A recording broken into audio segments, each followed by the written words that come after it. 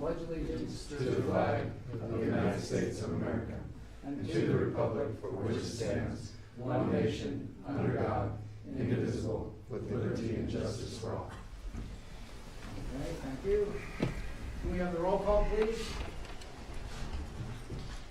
Councilmember Lindbergh. I am here. Councilmember Lewis. Here. Councilmember Reese. Here. Vice Mayor Zagolia. Yes. Mayor Whitman. Here. Okay, thank you. As we start the meeting, can we have any public comments for items that are not on the agenda for tonight? Seeing none, then we will close public comments. All right, we have a presentation from Cal Water. Good evening. My name's Kevin McCusker. I'm the interim manager for General Rate Case Outreach for California Water Service, and thanks for having us. Our district manager for our Bear Gulch Service District, Dawn Wells, was going to do the presentation. She had a personal obligation, so I'm just pinch hitting for her. Marty Roberts, who's our general superintendent, is here if there are any questions that are specific to operations here in Bear Gulch. Marty will be the expert on that. There we go. So we're in the middle of a triennial filing with the California Public Utilities Commission. I'll start by setting a little bit of context. California Water Service formed in 1926, so we've been doing this for 92 years. It'll be 93 in October. We serve about 2 million Californians through 500,000 service connections, about 80 billion gallons of water annually, with more than 400,000 water quality tests that we have to perform to make sure that our water meets all primary and secondary standards.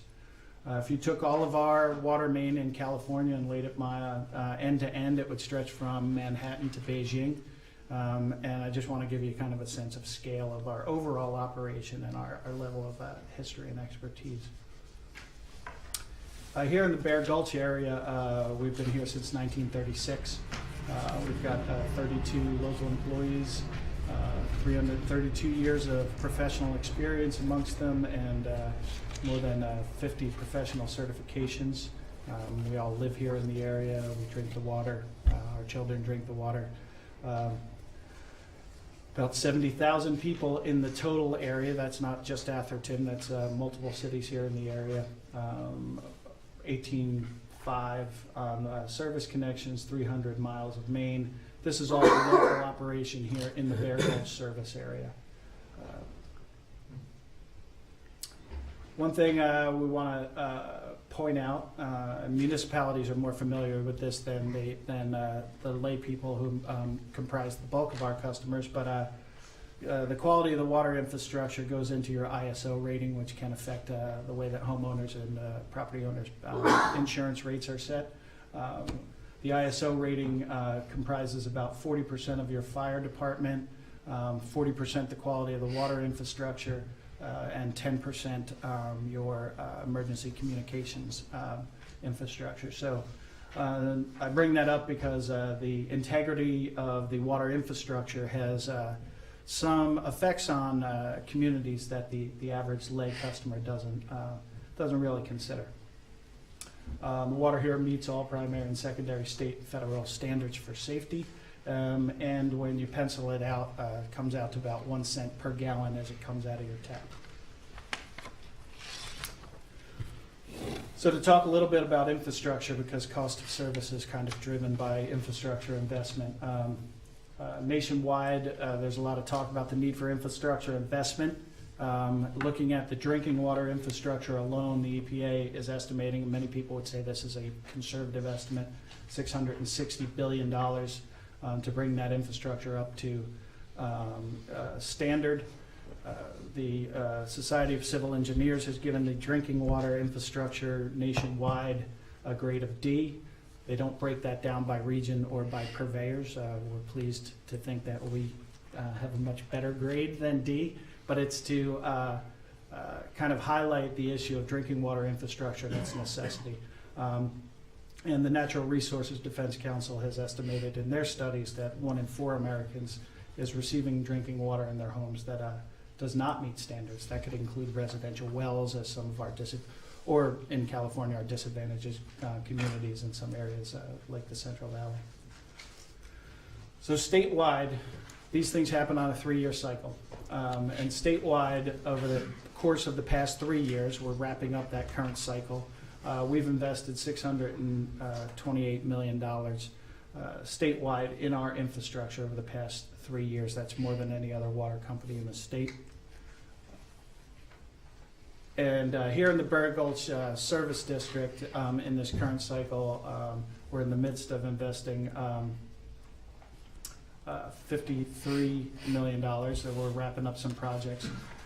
Some of those projects here in Atherton, and Marty can correct me if I'm wrong, we've replaced about 5 miles of aging water main that was at risk of leak here within the city of Atherton. We've doubled our fire flow capacity on Tuscaloosa. We've added some additional fire hydrants. There's a lot more detail that would go into there. I was trying to give kind of an overview to pull out some of the projects that are specific here to Atherton and the improvements that we've made in the most current cycle. The current proposal that is has been filed with the California Public Utilities Commission for our infrastructure improvement program includes a proposed $150 million investment here in the Bear Gulch area that encompasses or includes our infrastructure here in Atherton. That would be another 100,000, more than 100,000 feet of water main total, including 25,000 feet here in Atherton. Also district-wide to improve reliability and capacity, which also would benefit the city of Atherton. 3 new storage tanks, a new well, booster station improvements, and SCADA, which is our monitoring system so that we can track pressure, leaks, other things from the system remotely. So on the downside, these things do affect customer bills, and that's always kind of the nitty-gritty. So this is an 18-month process. We filed in July. We hope to have a decision from the CPUC by this December. So we're about a year out from where that is, or about 6 months in, give or take. As proposed, this current proposal would result in about 4 cents per day to the typical customer here in Bear Gulch. Per gallon? That's per day times 30 days. So you're that's not per gallon. That's to the total bill. So that's your total bill effect. So you're looking at a typical customer in the Bear Gulch district uses 19 CCFs. That's a little over 14,000 gallons. So about $1.15, give or take, per month in 2020.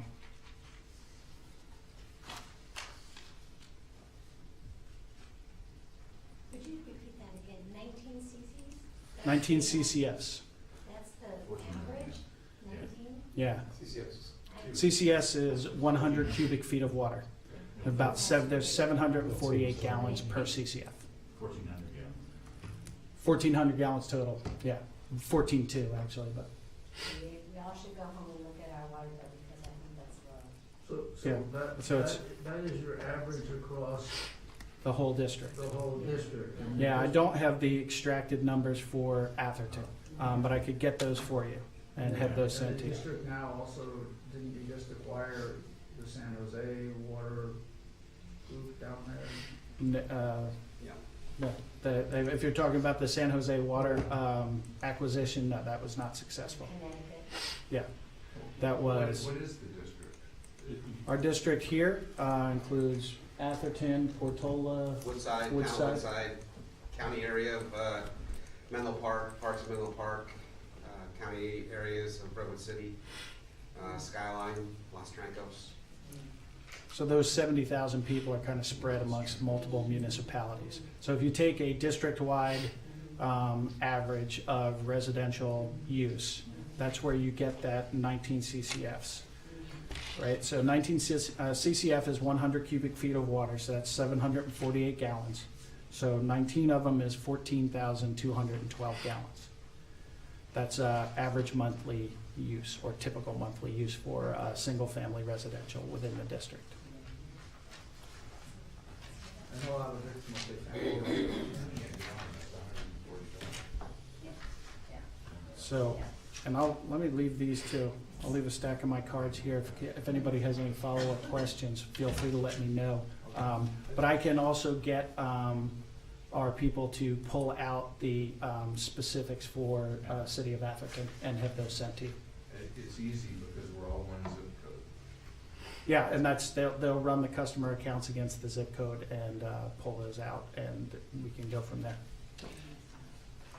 You may not know, but going back to the dollars, the costs. Yeah. What's the governor's current proposal is to tax the water? Do you know what that proposal is? How that would interplay with the cost? I didn't review those notes in prep for today. That's 628, and that's the drinking water fund. And I believe that if the initial proposal is carried through, that it equates to about $1 a month. It's like 90 cents a month to residential water users who don't currently qualify for any assistance programs. So you're talking somewhere, doubling your increase that you got projected, basically. yeah, give or take. But it has been included in the budget, but I don't know that that has actually gone to the floor yet. So I see that, not to jump ahead, but Sure. one of the things that last time, about 2 years ago, when you were here, it was right after the drought, and we had cut, we were successful here as a region, cutting 36%. Mm-hmm. And lo and behold, the next year, the rates went up about 36%. And so we asked Dawn at that time, can you talk to us about efforts you've made to cut your costs in accordance with the lower usage? And the comment was that, yeah, we'll do that, we'll come back to you with that, and so you're back, okay? Yes. And I'm sure that, you're not prepared to speak about that, but we are interested in that because, here, just as a community ourselves, Mm-hmm. when revenues go down, or we have to figure out a way to make ends meet, and it's not just, well, we've encouraged people to use less water, we don't wanna, and we've added infrastructure, so, we're just gonna have to raise the rates, because now they're using less water, so there's more cost, or the same amount of cost to spread over less users, and Mhm. so that's why the rates go up. And so if you could really understand what it is that what steps you have taken and what steps you're taking, I can understand the infrastructure requirements, but your operating costs seem to have gone up, and it's been like now two and a half years. So Well, it'd be great if you could come back with that, with some facts and some detail. I'd be happy to. I can say kind of in a thumbnail sketch kind of way, this particular filing is 80 to 90% driven by infrastructure projects. So there have been cases in the past where some of that has been personnel costs, other things. This is specifically capital driven in this particular cycle. So that tends to be one of the key drivers. Now, if other things, whether they be personnel costs or power costs, things like that, that can vary, can affect rates over time, but that's not the driver in this particular case. There is a mechanism by which the price can vary, called the sales reconciliation mechanism. That's what's used when forecasted sales continue on the decline. We are prescribed an equation and a method by which we are told to estimate our forecast our sales. When those sales forecasts are higher than expected or lower than expected, there's a follow-up mechanism by which we have to adjust it.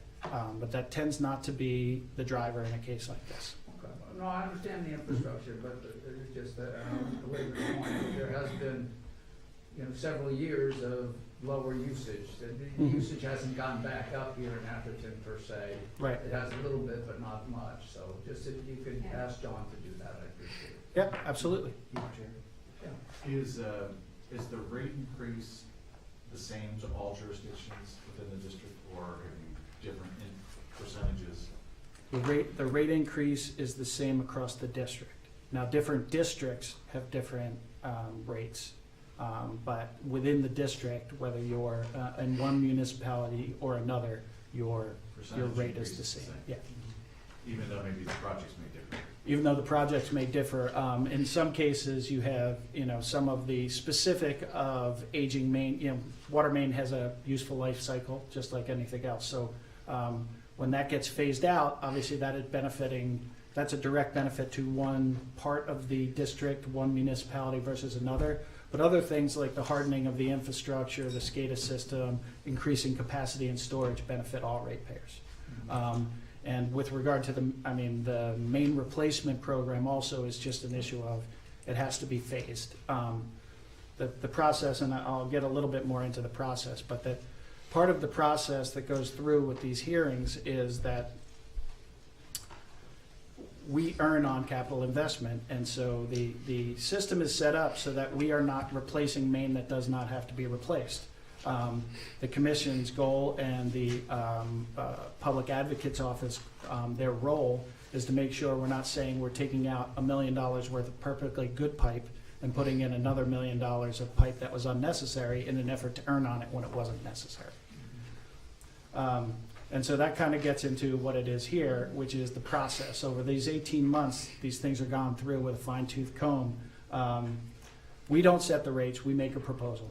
Not only is there the commission, there's a separate entity within the commission and an independent office within the commission that is specifically set up to create more of an adversarial dynamic, so that we come at it from this angle, they come at it from another angle, and kind of vet all of our proposed projects to make sure that they're necessary.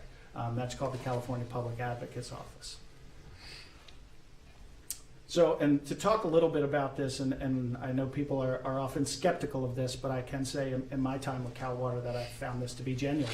And that is, so the Public Advocate's Office, legislatively, their mission is to, quote, obtain the lowest possible rate for service that's consistent with reliable and safe service levels. And really, that's Cal Water's goal too. We want to keep the rates affordable, but we also want to make sure that the system is reliable and that the water is safe. So the parties come at it from different angles, and other parties can get involved, whether they be other advocate groups or municipalities or counties or whomever can also file for party status. But one of the things I like to make sure that people understand is that the idea here is not a haggling negotiation. We don't want to come in high and they want to come in low so that we can meet in the middle. All sides here are really working towards a single goal, even if we're coming at it from different angles, and that is that we want safe and reliable water that the customers can afford. And that's really kind of the summary of that portion of it. I was also asked to touch a little bit on water conservation. And so you can see here on some of these where we were. Our cumulative, and I just got these December numbers yesterday, our cumulative for the year of 2018 was 19% below 2013. And as you'll recall, when the original state of emergency was declared by Governor Brown back in 2015, the 2013 numbers were the ones that were assigned as the benchmark. So although the drought is no longer in effect and the state of emergency is no longer in effect, we still kind of use that as a benchmark year. Right now we finished 2018 at 19% below, heading into 2019. So you can see on those lines that there has been some bounce back, which is something that you would probably anticipate. But it is still relatively good performance at almost 20% below. And what we wanted to highlight is that is the kind of indication when you don't have that wild backlash or bounce back, that there has been what seems to be some long-term changed behaviors and some long-term savings. So Does that include, or does that normalize out the growth that's happened, or is that inclusive of the growth? So That is say- inclusive of the growth. Okay, okay, all right, so even though there's been growth and they're using the water, then that we're still not. Because we have to, we don't report in that particular mechanism, we're not reporting necessarily per capita, we're reporting total production. So if you've grown a population of by 3% and declined production by 19%, you're actually even conserving more. Your behaviors are even better. You have a question? Yeah, so, just as Bill had commented, when the consumption of water went down, Mhm. drought, you guys increased the rates because you had fixed costs that needed to be covered. One of the frustrations is then when the consumption goes up, as it hasn't gone back up to where it was in 2013, but it's gotten halfway there from where we were in 2016, the rates didn't go down. So you're now selling more water at the higher rate to recapture the costs that you lost when the consumption went down to where it went in 2016. Well, I'm not trying to be overly semantic here, but there are some different things, and these are prescribed by the commission by the way that revenues get collected. So the rate, they all make up what is your total bill. But declines in sales are not necessarily adjusted in an inflation in the rates. That's not really the mechanism by which it's going. So what will happen is if sales come in higher than projected, then they will use the sales reconciliation mechanism to adjust that rate slightly lower. But that doesn't change necessarily the effect that infrastructure investment has on it. The other thing is there's also a revenue adjustment mechanism. And so that is considered by the commission to be distinct from the quote-unquote rate. In 2008, what was done for us and other investor-owned water utilities was an attempt to separate or bifurcate revenue need from sales. Because if you're driven by sales, then there is a chilling effect on encouraging conservation, right? If I sell less, then so that's why there comes in with this revenue need. They set a revenue amount for us. If sales come in under in a certain year, then they allow us to come back in the following year and put that revenue adjustment mechanism surcharge on to collect the difference. So I realize that is a lot of semantics because all people care about in the end is the distinct bill. What I would like to point out though is in our true cost mechanism, by adjusting these things on an ongoing basis, when we realize savings, those do get passed on to customers. So if we save money on, it doesn't affect the overall trend, but if we spend less on power, then that credit can go back. If we pay less in corporate tax under the tax reform bill, then we file for a decline. And that is an ongoing process. Ask that if I could. So California Water Services Code, you must report quarterly numbers like any other publicly traded entity. Yes. Right? So how's the company been doing year-over-year? Rather than focusing on the PUC process, how much money is the company making? Well, I didn't bring the total corporate numbers with me.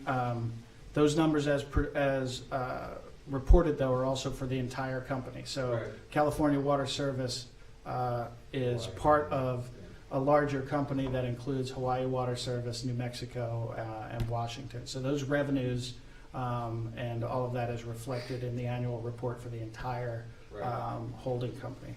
I didn't bring those numbers, but I can have the annual report sent to you if you're interested in it. And just to highlight this again, and that is for Bear Gulch.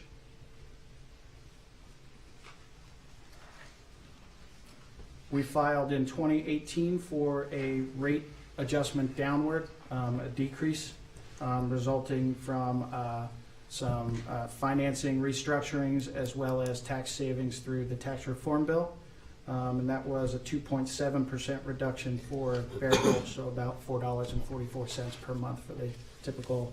So when we realize savings, we do report those to the commission, and we ask for adjustments to either be credited back or to lower the overall rate. During the drought, Atherton do we have any idea what penalties were attributed to Atherton users? How much did Bear Gulch make them increased penalties to people that didn't meet the Surcharges?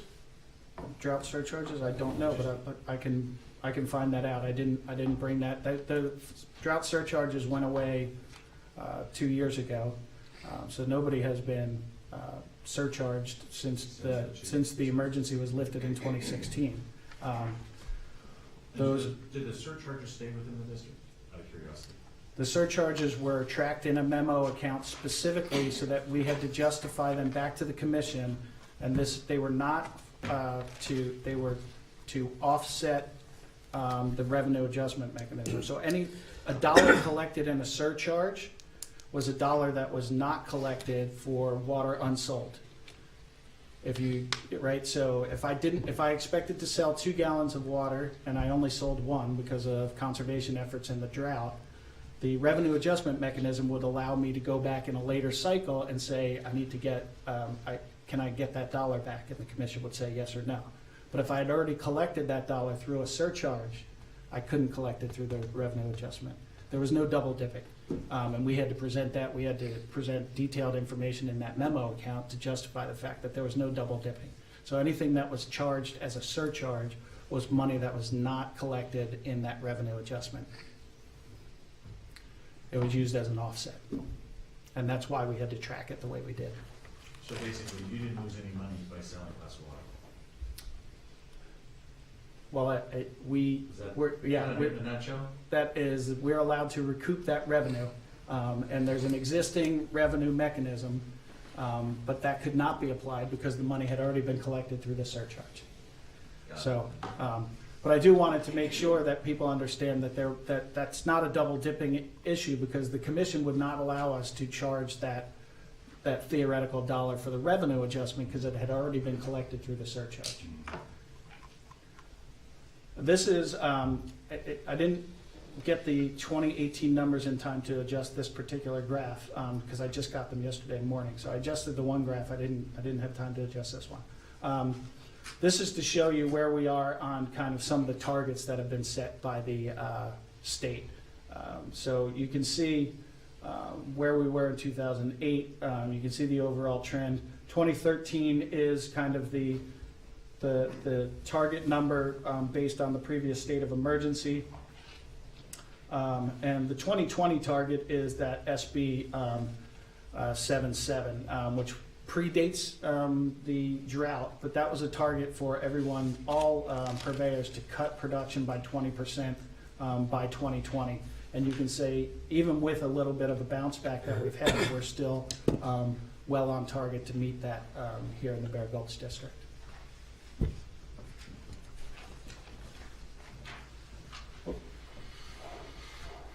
And just to close out on some of these issues with relation to water conservation, is that we have a recognized industry-leading water conservation program. There are rebates that our customers can access for efficient toilets, efficient washing machines, smart irrigation controllers, sprinkler nozzles, etc. So if there are anybody has any questions, any of your constituents, you can send them to calwater.com. Even if you don't want the longer / one, if they go to calwater.com, they'll see a big thing in the banner that says conservation. They click that, and it's a pretty simple click path. But I do encourage people to check the list of approved items before they purchase, because nobody wants to go out and buy a new washing machine thinking they're going to get a rebate and find out they bought the wrong one. There is a list of approved items on there. Another thing, and I'm not an expert on this project, and Marty might know a little bit more about it, but we recently completed this fish ladder here on the Bear Gulch Creek. You can see it there, and this is put in specifically to allow fish, including the endangered steelhead, to migrate up and down Bear Gulch through that creek. Original plan was that Dawn and Shannon McGovern were going to be here. They know a lot more about the project than I do. But it was completed last year? Yeah, It we was finished it opened up last year, it's been on for about 10 years, with permitting, and we finally, a year and a half ago, started the project and completed it. So that is now functioning and in operation. So I was asked to include that as a piece of information, and I'm happy to answer any other questions. Yeah. Thank you for your presentation. It's well done, and it's exciting about the steelhead. And now that we have some more water and there's more water in the creek, I think it's, all good things. You talked about, I just want to maybe check my math because maybe it's wrong, but that you're going to replace 105,000 square feet, 105,000 feet of water main Mhm. in the district, including about 25,000 feet in Atherton. Mhm. Could you convert that to miles? I mean, is it 4,200? Yeah, it's about 5 miles. So It's it's about a little 5 miles. north of 5 miles, yeah. Do you know where that's going to be? This year, we're going to work over on Blue Rittenhouse. Uh-huh. In little sections? It won't be a complete 5-mile stretch, or will it? No, I think that particular area there is 4,000 or 5,000 feet.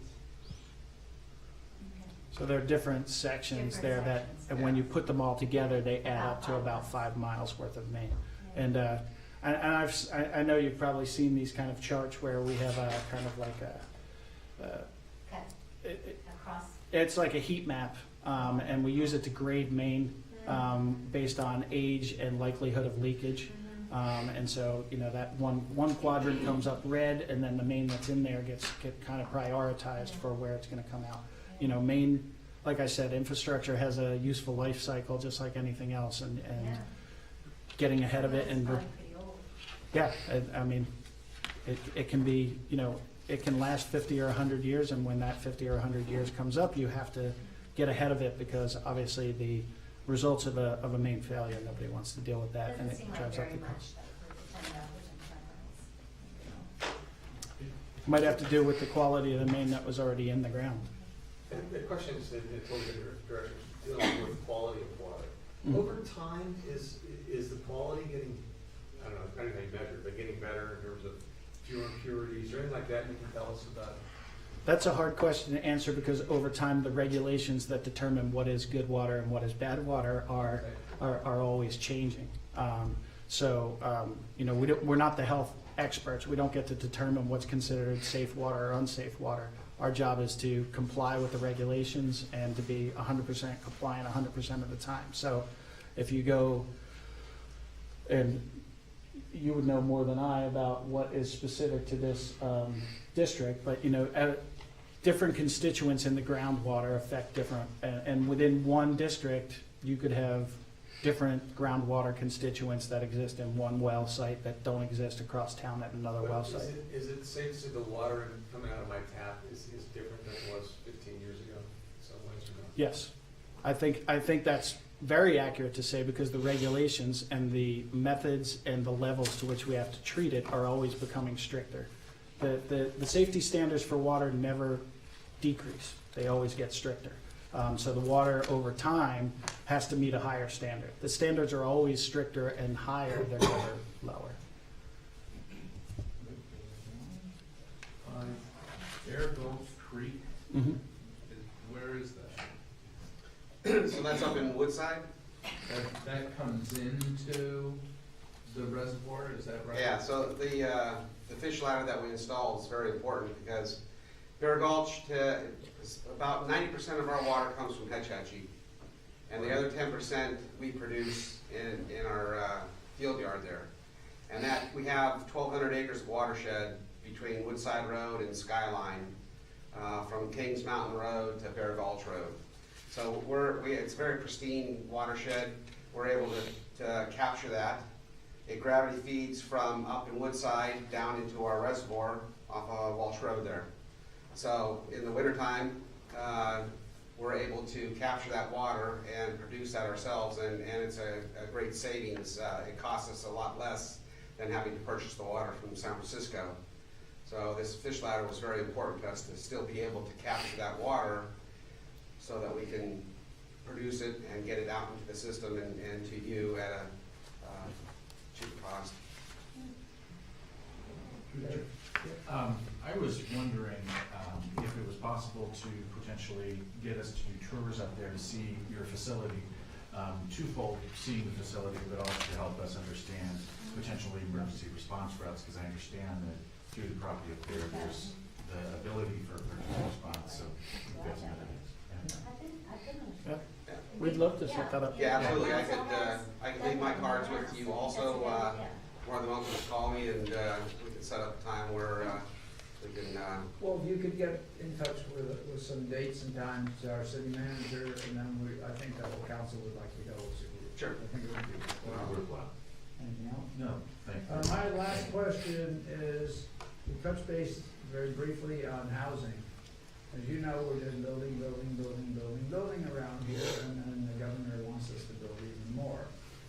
And so there's a limited amount of water. So what role do you play in reviewing and commenting on EIRs for development as it pertains to the scarcity of water and the impact, so that we're not overbuilding and then suddenly we have to go to your existing customers and say, hey, I'm sorry, you used to be able to have water, but we're now rationing to you because Menlo Park, Redwood City, they all overbuilt. Well, as the rate case communications manager, the commenting on EIRs is well outside of my bailiwick. I don't know what role, if any, we would have in commenting on EIRs, other than what I do know is that as a public document, every 5 years we have to update what is called our urban water management plan. So that's actually, it's a 40-year document, but it actually has to be updated every 5 years. And what that does is that requires us to report to the State Water Resources Control Board that we have mechanisms in place to, that we have a 30-year supply of water that is adequate for the population in any given service area. Since it has to be updated every 5 years, that makes it a living document that can address growth and expansion over time. And that is a public document that's filed. Also, we have to have an emergency drought plan in place that also has to be updated. I think that's every 3 years. So there are those types of long-term water resources planning documents have to be on file with the State Water Resources Control Board. But I don't know whether the planners have to access that, because I don't know that we provide direct comment in the EIR process. Okay, so because in one of our neighbor cities, they didn't have water rights. They had to go purchase water rights from their neighbors so that they could then start building again. So Yeah. I think it's important, and maybe when we come up for the tour, we can talk a little bit more about that, because our concern not only is the growth around here, but it is impacting the scarcity of water here, and it's, I think it's something we all need to be concerned about. So. Absolutely. We can address that in the tour to show you also some of the infrastructure projects that are designed specifically to address capacity. In amplifying what he's saying, when you've got Menlo Park and creating another city within a city, and that's a jurisdiction you serve. Part of it, yes. How much is that impact going to be to the ratepayers of the entire district? Do you have the capacity capability to handle 55,000 additional people? We're not a huge growing community, but does that come into play anywhere where there's a risk that all of a sudden we start getting penalties because you guys don't have the water to provide all your ratepayers? Yeah. Right. So I think that's the gist. I could put that in the notes as we set up the tour. We'll review some possible dates. I'll get back with information regarding cost control measures, like our hiring freeze, some of the other things that we've done to address cost control. And I think there was another question that I said I was gonna, the typical residential use and typical customer bill that is specific to the boundaries within Atherton. And I'll get that information and provide it to you as quickly as possible. Great, thanks for coming on a rainy day. Thank you, No Deb. problem. Thank you, Mark. Thank you. And thank you, your staff, for helping me overcome the technical difficulties that we had. Yes.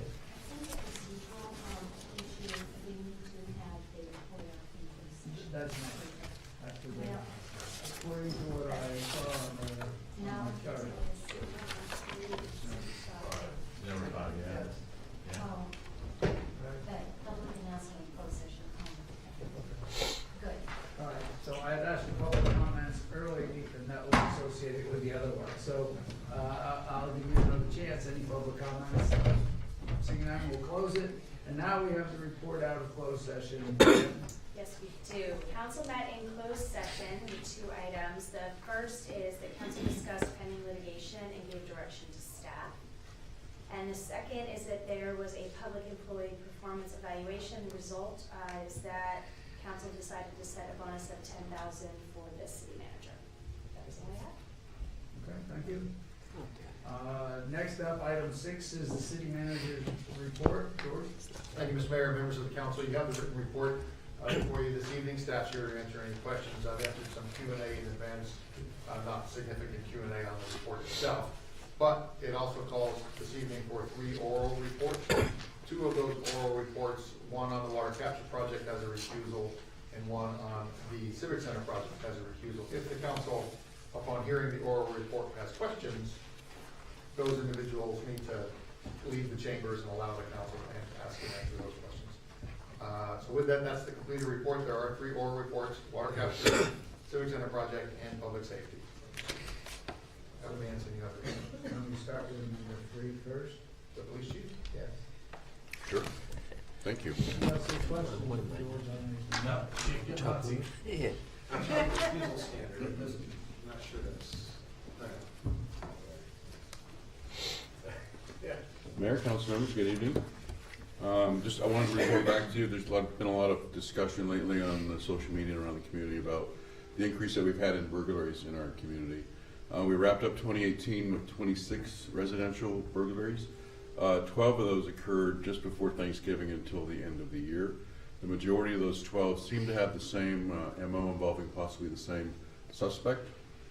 They have stopped as of first of the year. Reasons why, either the suspects were arrested or they've left the area, not sure. And it's not abnormal to see an increase in burglaries this time of year, the holidays. I just met with my chief's group today, same thing. It is abnormal though to see this amount. Just to give you a reference, in 2017 we had seven burglaries. 2014 we had 22, and 2013 we had 23. So we have had upticks up before. We're working on ways. We received some criticism and some feedback on maybe some customer service or not getting advised of the burglaries that were going on. Just to give you a recap of what we do, prior to the holidays, we use the Athertonian, we use news flashes, we use Facebook, Twitter, and Nextdoor to get information out. So it's difficult to reach out if they're not signed up. And so we have been discussing this week ways to get more of our residents signed up, not just for burglaries, but for all hazards, for fire and everything else, for more of our news flashes and Facebook and ever. So we're using the information out of our RIMS system to reach out and contact these people. And then just to give you a recap of our activities of what we had done for burglary suppression, try to reduce as we increased our patrols, we increased with overtime patrols, we increased our vacation house checks. Some of the burglaries did occur in some of the homes that we were checking that we do we check them every 12 hours every day. So with that, that's our recap. Did you find any of those burglaries because of those vacation checks? No. No. And part of that, as we discussed before, what one of the suspects doing, and the main suspect, is they're somehow moving upstairs and getting into a master bedroom window where they've been able to determine they can defeat the alarm systems and go through glass.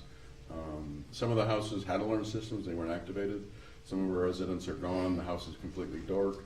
And so we have set up a community meeting for January 31st to discuss this and then more importantly, discuss ways that residents can help us so we can help them and reduce the crime. And also, I think, and ADAPT is assisting us with working on a campaign to increase these signups, because it's not just for burglaries, but it's for any alerts that we need to have. We need to be able to push out and let our residents know what's going on. You talk about burglaries, were there other increases in other crimes? Related to burglaries, there was an increase in what we'd call car burglaries or car break-ins, just like you experienced here on Ashfield Road. Right. There were 12 of those, 12 this year, and last year we had 9. But as for any other, other crimes, no. Luckily, and that's something that we'll do an emphasis on in our community, is luckily we do have one of the lowest crime rates in California and across the country. It's an incredibly safe community. We don't rest at that. We're constantly working to keep it that way. But random violent crime is pretty much non-existent in Atherton. We do have our property crimes and others because our residents are an attracted target. So there were 26, is that home burglaries this year? Yes. Not auto burglaries? No, that was home burglaries, and 12 of those started just before Thanksgiving and ended end of the year. Yeah, of course. Can you just kind of give us an example of some of the changes when you started noticing increases? What did you do as far as adjusting? You just didn't keep staff doing the same old thing? No. So we attempted to reach out best we can to our residents to say, hey, we're having this issue. These are the things that you can do to help us. That went out as it normally does prior to Thanksgiving because we see an uptick during the holidays. So that went out on the Athertonian. More information has gone out. News flashes have gone out. We brought on additional officers on overtime to do suppression in uniform, not in uniform. We're pulling out all the stops. And it's no excuse, but it is difficult in this community, and like others where it's so large, the states are so large and we're out and we're moving all around. We looked at every patterns that we could. There were no patterns to time, location, some on the west side, some on the east. It's not uncommon for burglaries to have an inside connection with domestic staff, guarding others. We checked all those with all the residents to see if there was a commonality, nothing.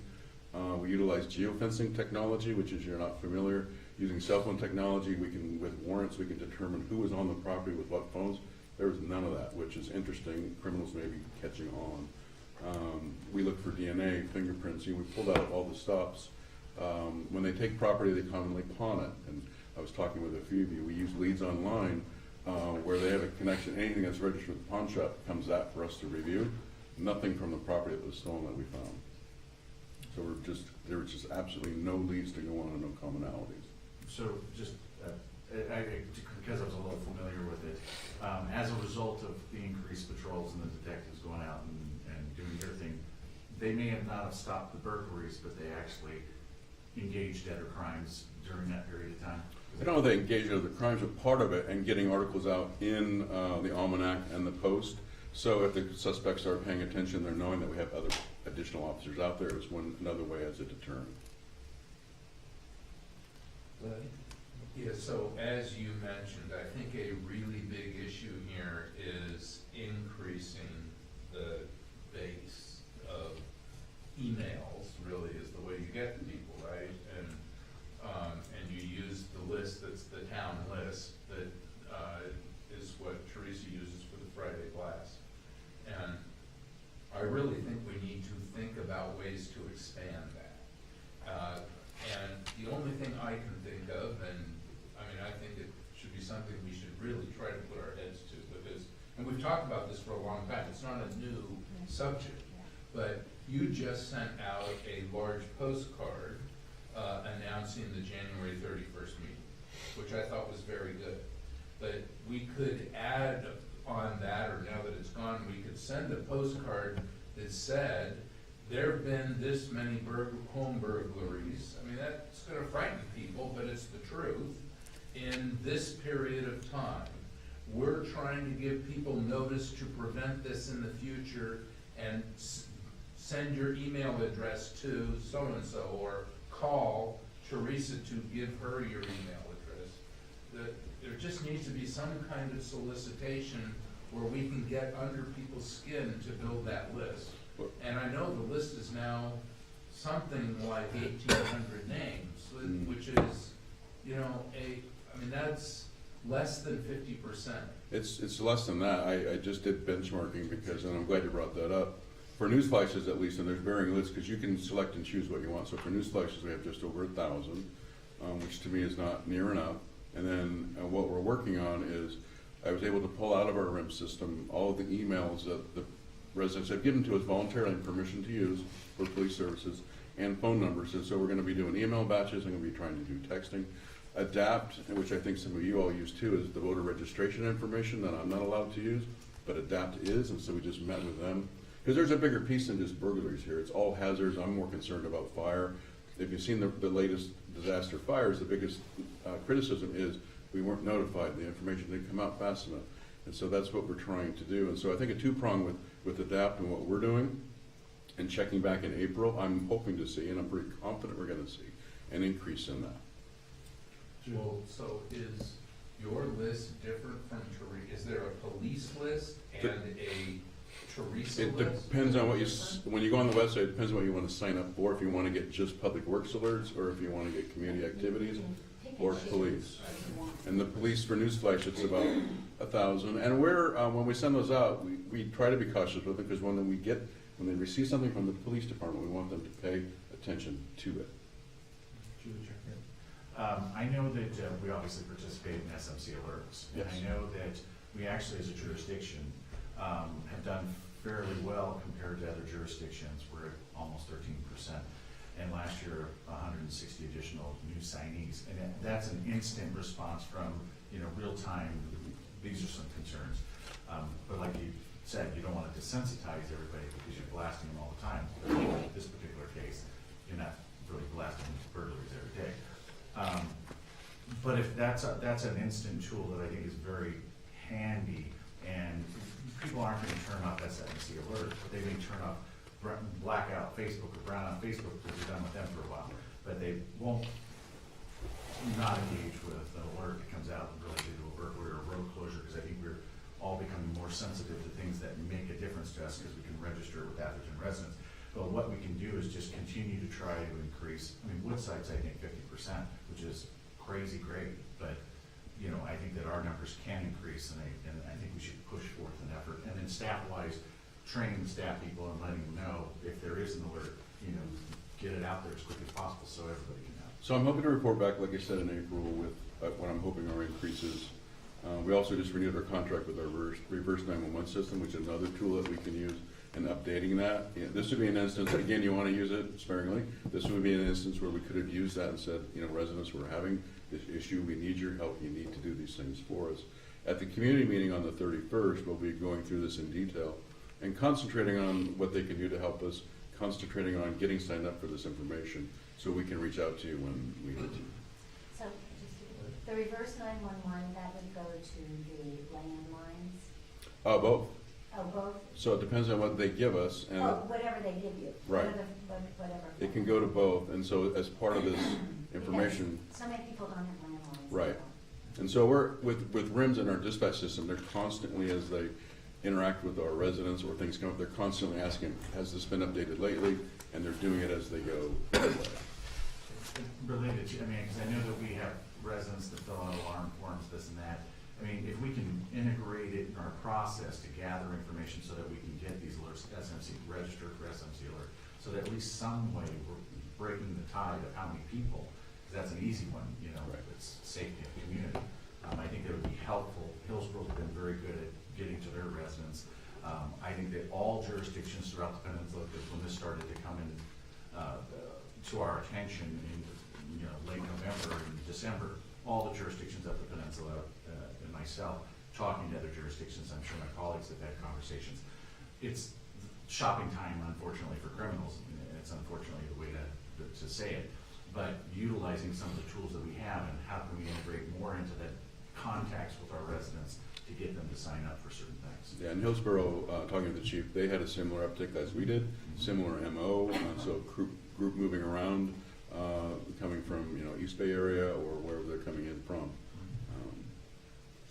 So, you know, I, like everybody else, received a tremendous amount of calls from people who were worried, and who were,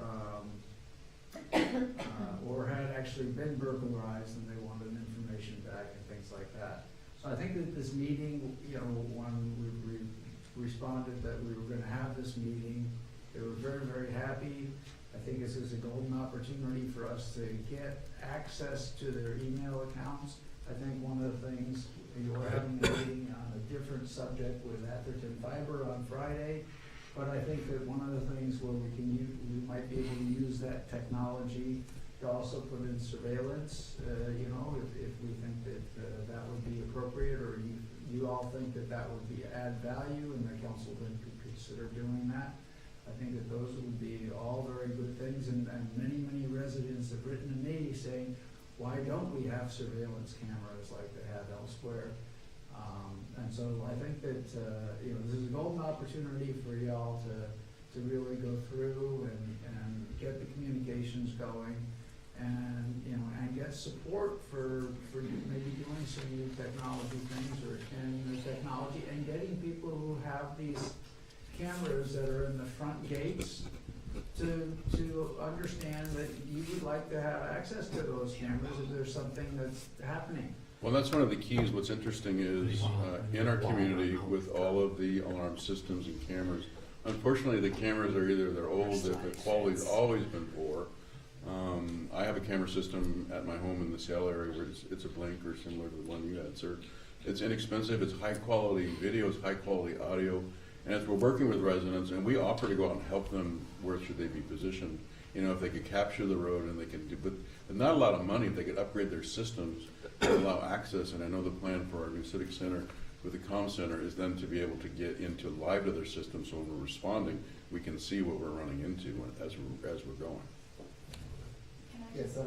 so I had a resident ask me about the license plate readers. So at some point, I think that this should come back to council for discussion. Yeah, because we'll need that on policy as well. Okay? Yeah, great. I'm sorry, just a comment and then a question.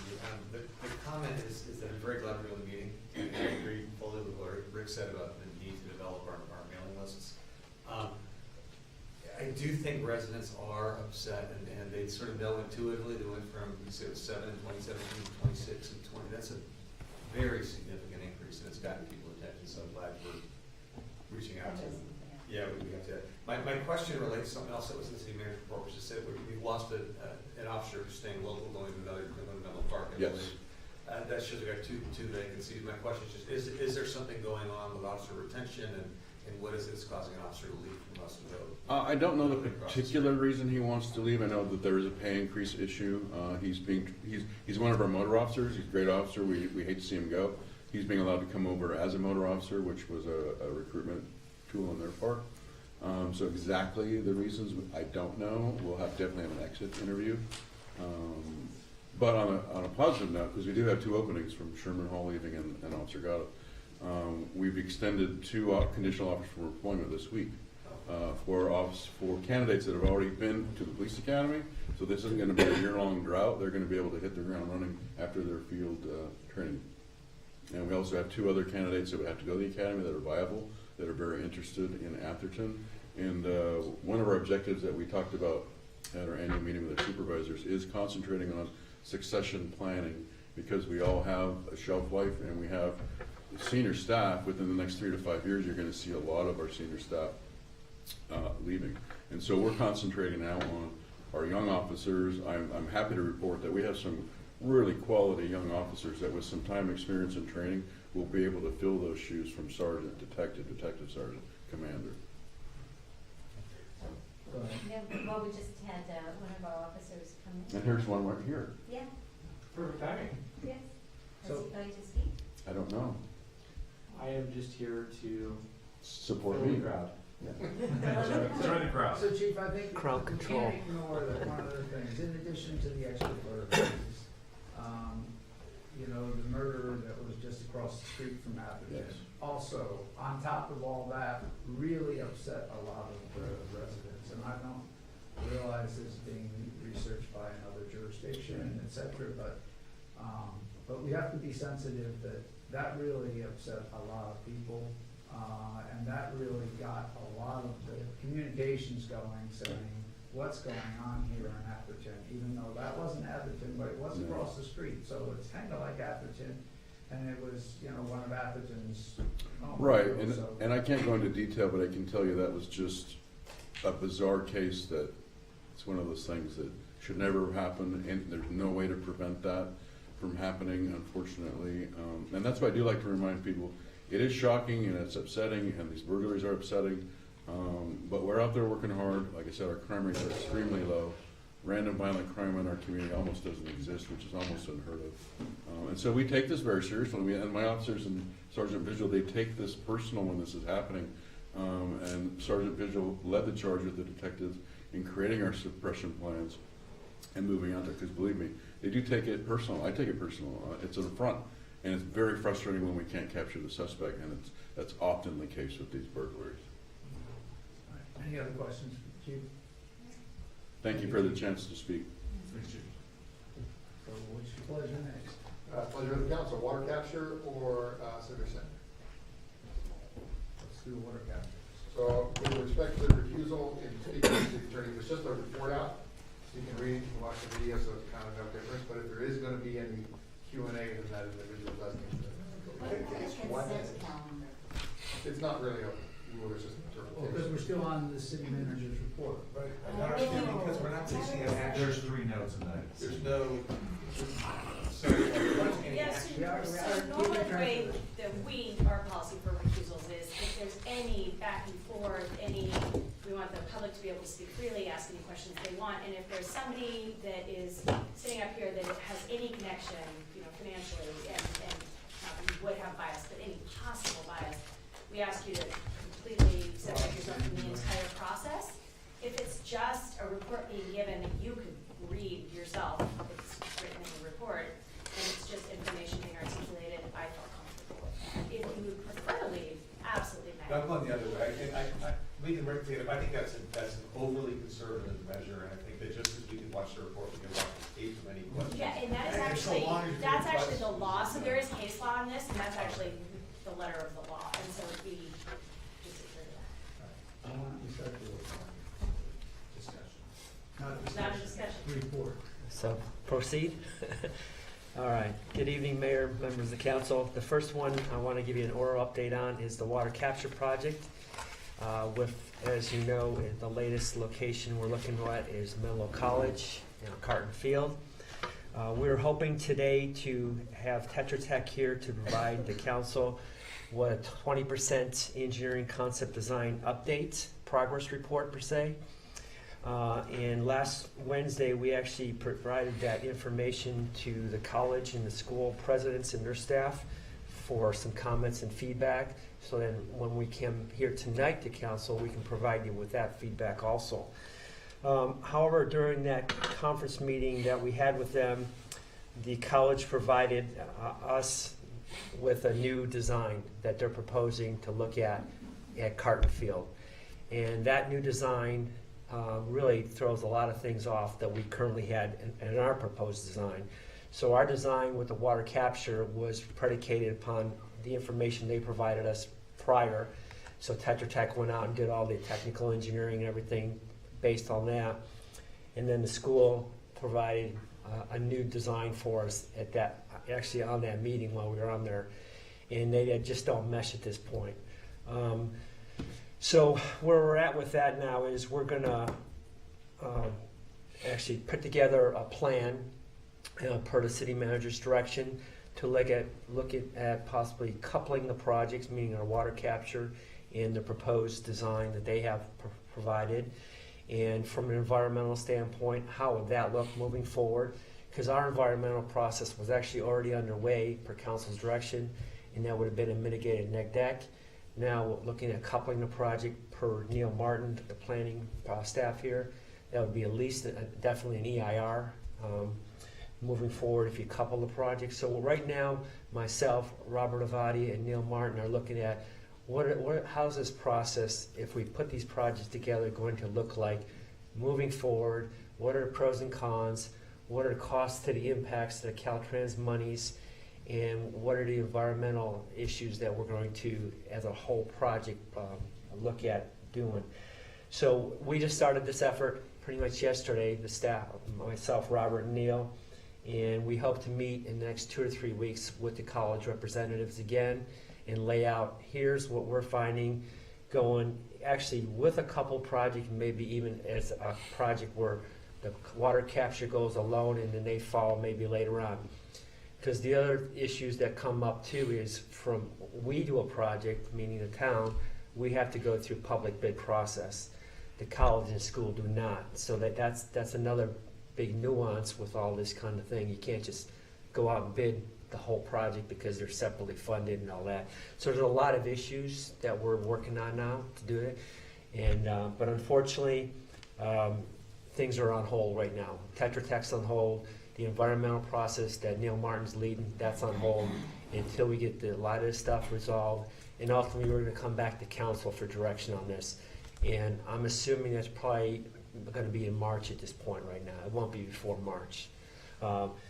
And so with that, I did want to give you an update. I know there's questions about the Caltrans implementation agreement, the CIA money that we received from Caltrans in 2017, which was $13.6 million. To date, we've spent almost $1 million in soft costs, primarily on Tetra Tech and other costs, meaning Interwest and also the city costs. But based on our encumbrance program that we have with Caltrans, the first encumbrance, which was $5.6 million, and that was front-loaded because at the time we did this, we were working with Las Lomitas Elementary School, and it was time to work with their project at the time, so we front-loaded the money. Of course, as we know, that didn't happen. So if we don't spend the $4.6 million that's remaining pretty much on the table in this first encumbrance by June of this year, that goes away. We lose that money. And then June of 2020, the next encumbrance is $1.9 million. If we don't have that spent by then, that goes away. So every year we don't have this money spent. We actually have to spend it. We can't encumber it. It has to be spent. The money goes down. So I think at where we're at right now, best case is we're going to lose that $4.6 million because there's no way I can see we're going to spend it by June of this year, right?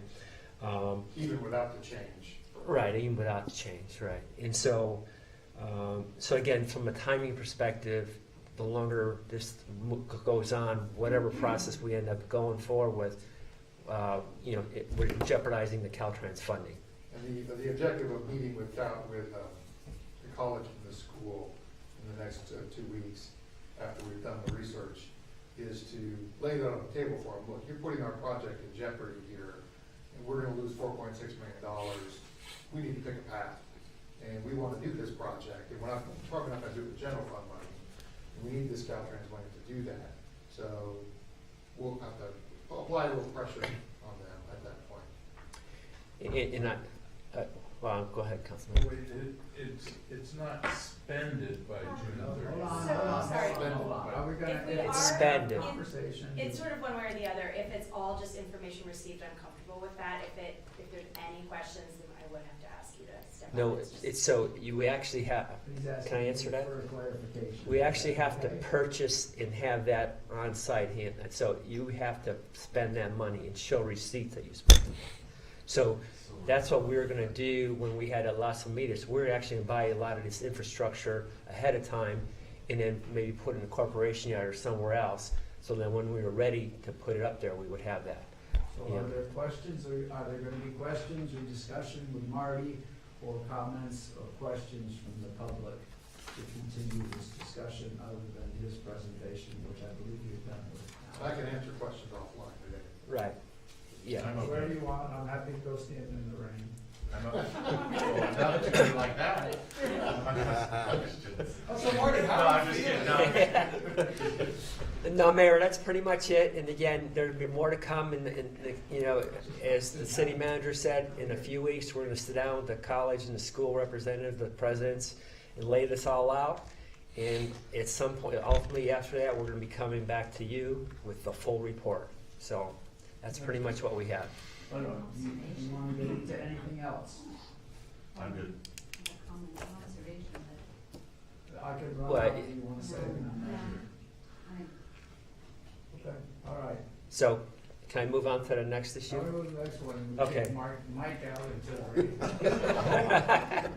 This is going to be a real long one. No.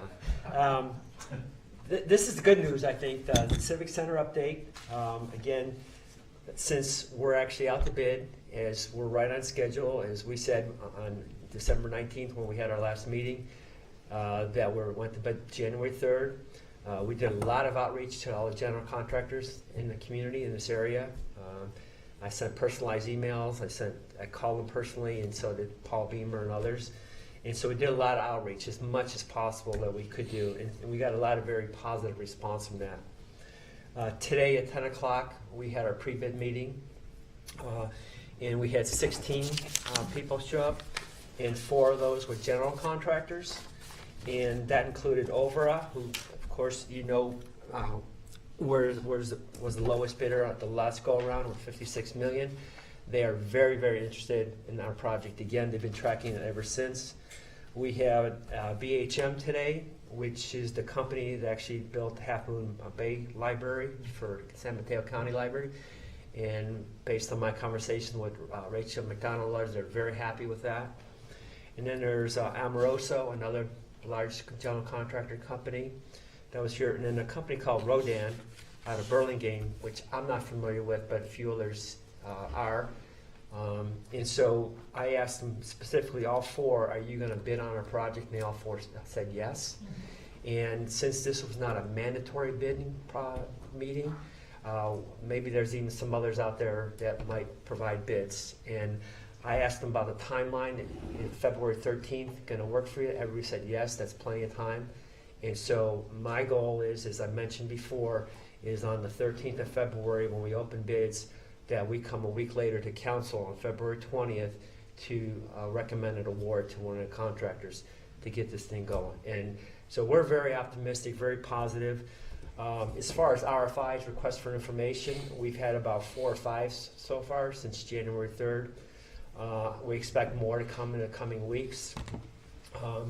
But nothing like we had at the last go around where we had 227. So as I mentioned to you before, and I mentioned to the pre-bid, we have a much cleaner set of plans and bid sets based on all the direction and the really decisions the city council made with all the VE items and all that stuff.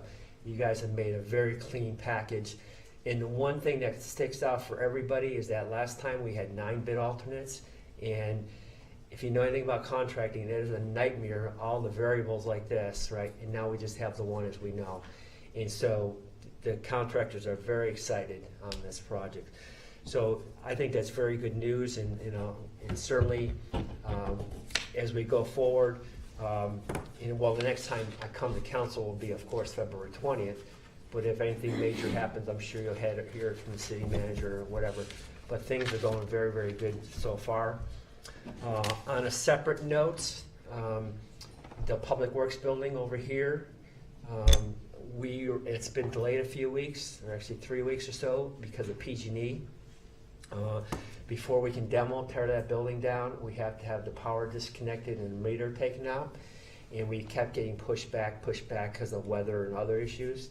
And unexpectedly yesterday, I got an email from the lady at PG&E saying at 3:30 somebody might come out to do that. And sure enough, at 5 o'clock, these crews they weren't PG&E crews, they were contractors that weren't PG&E, came out here, and about an hour they had everything done. So that building's ready to go, and sold the trailer and the generator. And now I'm working with CVE, our demo contractor, hopefully to get them either next week or the following week. Next week, as we know, Monday is a holiday, so I don't know how their schedule works. We'll look for it. But certainly within the next 2 weeks, that whole area is going to be cleaned out over there. So that's moving forward very good too. So overall, everything's going very well with the Civic Center project. And that's all I have to report this morning. Jim, may I ask the vice mayor a question? I'm not asking Harvey a question. If we're, well, I feel. It's not about our project. No, you can't do that. No. I've had some comments. Like, if you don't mind. Right along that side, hang on a second. Just decide we're just here. Thank you so much. Would you like me to escort him out? Yeah, watch and make sure. he's Put not- earmuffs on, so you can't hear. The internal television. No, it was on time, and I think it came in slightly under budget. They were very happy with it. Yeah, no, I happen to be library. I was just asking. Yeah, no, they were very happy with it. Yeah. I mean, there were issues in the construction, like there always are, but in the end result, very happy. And if you go through it, it's terrific. I've been through it 3 times. It's really All right, we're back. I have a question to Margaret. You say that the courtyard's going down the building and the trailers, In the generator, you mean the planning trailers? no, That one no, in the no, back. the public works, not the permit Public center. Works, okay. But when do you get rid of the planning trailers? That's later on, another phase during the project. So, That's when we take admin away, right? Admin, we're gonna cut admin building and PD in half. PD stays there pretty much to the end. Admin and the permit center are gonna go into some modular components, just like the library. And what we're trying to do, Where? well, let me answer. So one of the things that we're gonna try and do is time this with the contractor that we get the library built, the library people move into the library, and then the admin and permit people go into those buildings down there, those 4 modulars down there. If that can't work out, we're gonna do separate ones over no, here. that doesn't make sense to me. Why? You're gonna build the library and finish it before the permit center goes down and the admin goes down? If that's the way timing, yeah, that could be working timing wise, or look at that, the other wise. That's ridiculous. I don't get it. So Marty, That's not what we No, that's, talked about. no, what we talked about is putting temporary buildings up for No, admin. no, we vetoed that long ago after the June bids came in, we vetoed, Part of the value engineering Yeah. conversation was to deduct $400,000 from the value engineering component for admin, CDD, PD, to move admin and CDD into the park, off-site, to allow more access use to the full site. right. Admin and finance, et cetera, we're trying to put them in the park. We've got to figure out a place to put them in the park. The conversation around building and planning is, we've got to leave a space along there for Caltrain, for that parking. That's got to stay open. That's a public parking lot, that's their property, we don't own it. We've got to allow ingress and egress into there, which means, Well, it doesn't have to go from Maple to Fair no, Oaks. certainly not. Maple's closed off. Maple's closed off. That's the drawing I sent to you today. Maple is closed off at that section. The only entry is off of Fair Oaks, unless the fire district says you've got to have access for the public, not within the construction zone, outside the construction fencing, but from Maple to Fair Oaks. If they say that, Why would we've they got to say provide. that? That's a Why fire would district. they and say why is it this late? I'm not a that fire that's coming district. down? No. It's not, it's still in plan check. The plans are all still in plan No, check. we- Sounds good. To think that you're just going to build the library and finish it so they can move in before you tear down the admin building? But that and depends that's- on the contractor. If the No, contractor says we can do that and we want to do But that. that saves way, time and money, why wouldn't we it do saves that? them time and money, then It they'll doesn't, do it. it doesn't. That- I think What kind it's of ridiculous, feedback because did to you have a library up and running in another big construction zone is not smart. Well, then- It's but just not Wouldn't be a smart. library at that point. It would be- And I don't know who's making these decisions, The temporary building. I There's no- disagree with those decisions. So Well, I think that's not what we decided.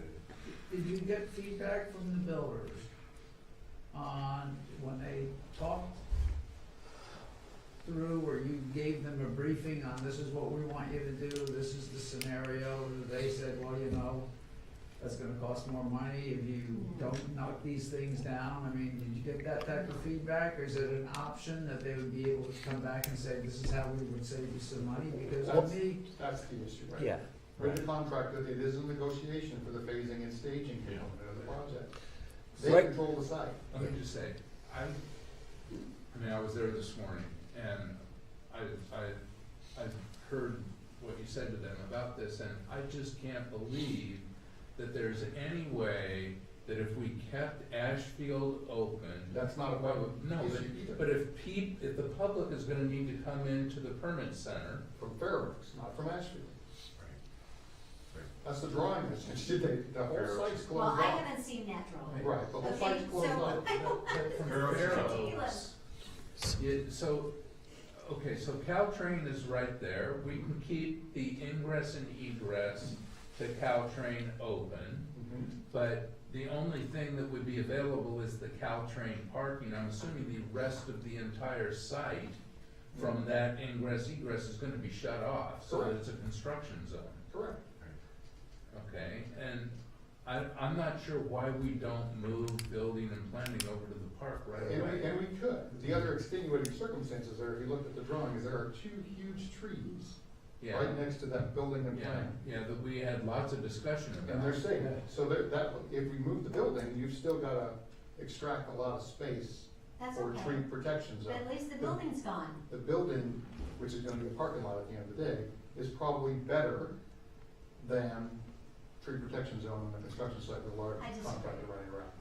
But we can move it to the park. It's really a negotiation with the contractor in terms of what they wanna do for phasing and staging for the site, How they wanna build. how they wanna build the Right. project. Well, I think that Elizabeth and Rick are saying that, you know, their thoughts are that if we had made that decision for them, that we would have those economies as opposed to having them think through and then come up with a number and say, hey, if you do this, we'll save you some money. If we had said we were gonna do it earlier, We did. this is gonna And be a we process. did provide them with Yeah. a proposed phasing and staging plan. Yeah. But in a project of this size, it is a negotiation with the And contractor. what They do may you look mean at it and say, proposed phasing and staging? that's Proposed. part of the plan. What do you mean? It's, Explain it's, that. this is your construction site, here's where the fencing goes, here's where the And you get construction to limits are. decide, Mr. Contractor, if you want to build the library, which is a very complicated, building, first and foremost, and finish it off, so that library people are coming in and out of it, and then build the rest of it? I doubt that a contractor would say that, but they might. George, But I that's think just what there. Marty said we were gonna do. No, no. That's okay.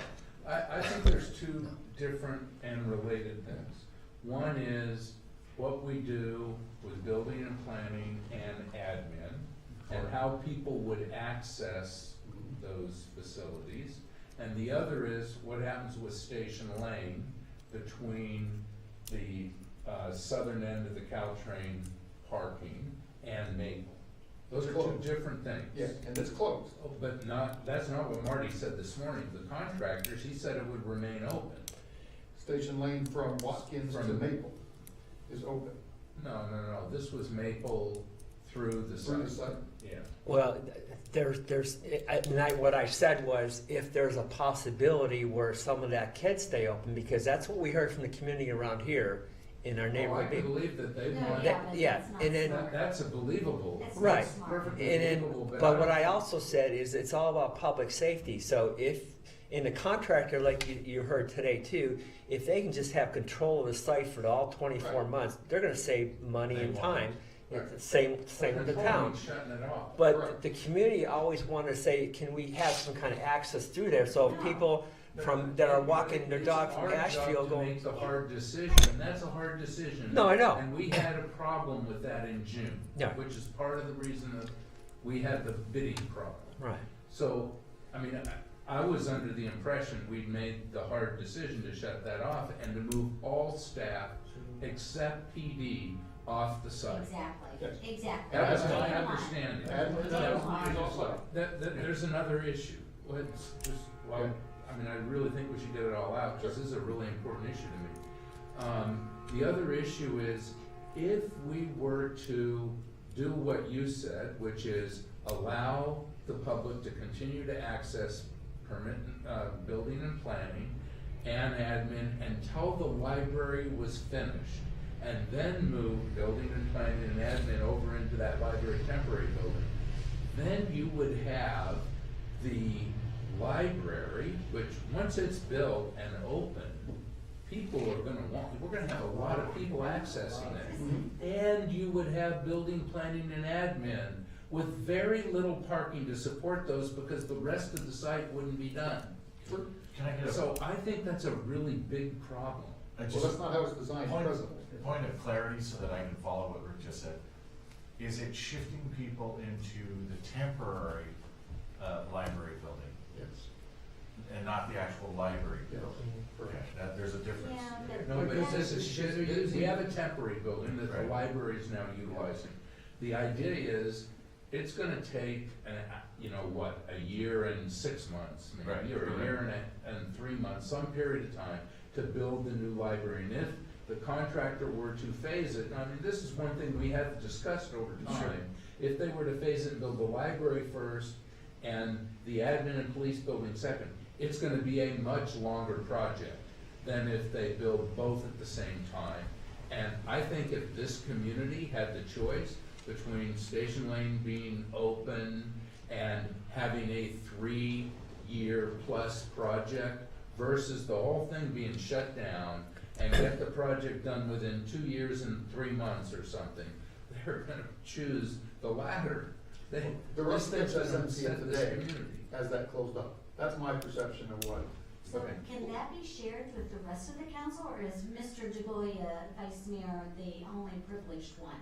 No, I went to the meeting. You could have come to the meeting. I went to the meeting this morning.